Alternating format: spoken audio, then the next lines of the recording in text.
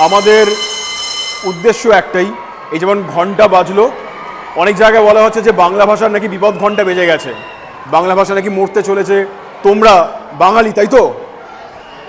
তোমরা নাকি পরের জেনারেশনে বা পরের প্রজন্মে বাঙালি, তোমরা নাকি বাংলা খুব একটা পড়তে চাও না, বাংলা তোমার নাকি ভয়ের বিষয়, তাই কি? চেষ্টা করো জব্দ যাতে তোমরা না হও, তোমরা যাতে আমাদের জব্দ করতে পারো। পারবে তো? ধন্যবাদ, শুরু করো। তোমাদের স্যার যেরকম বললেন যে তোমাদের একটা বিশেষ খেলা আমরা খেলাচ্ছি, আমরা আনন্দবাজার.com আয়োজিত এই শব্দজব্দ নিয়ে এসেছি তোমাদের খেলানোর জন্য।